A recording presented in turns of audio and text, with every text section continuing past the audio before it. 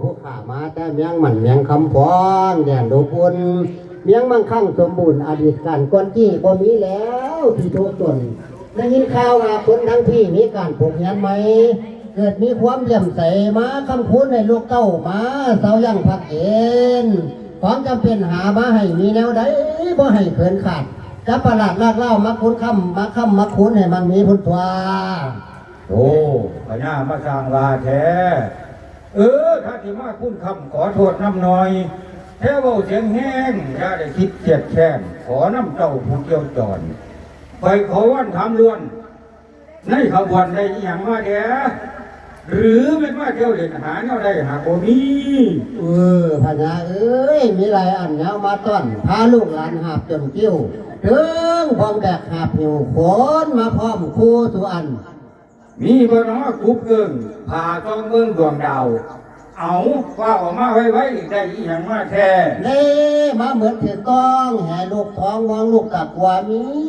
กูเกิ้งใส่หัวขอเอาตัวมาอยู่ใกล้ที่พอได้แด่บ่น้อมาหวังดีบ่มาอะไรมาหลายๆขอถามว่า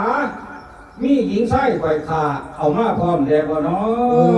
มาวัดดีดอมด้วยท่านจันได้สิงสาเตรียมหญิงไส้ไฟขาหามาพร้อมบ่ให้ขาดเกินอันว่าเงินคำแก้วแนวนิ้นเพชรน้ำเอกเล็กแล้วแหลมมีดผ้าหามาพร้อมคู่สุอันมีบ่อันสร้างมาหมูเป็ดไก่งัวควายกล้วยหวานหอมแนวกินมีบ่น้อให้จ่าเว้าแล้วว่าใจประสงค์แล้วมีแล้วแดกกะทิส่วนทรงใจประสงค์มาอยู่ใส่เอามาให้คู่ส่วนข้างหัวควายหมูนั่นเป็ดไก่หมูหมาแล้วของกินปูป่าได้หาผลมาต้อนผลเอาพระมาให้มหาไซเฝ้ามาสู่มาขอยั่งขอยุเปิดประตูก้องให้บันไดแก้วอยากอย่างนี้อาติมาคุณให้เฮียนสร้างพวกหลานลูกโอ้ให้ทุกข์ยากให้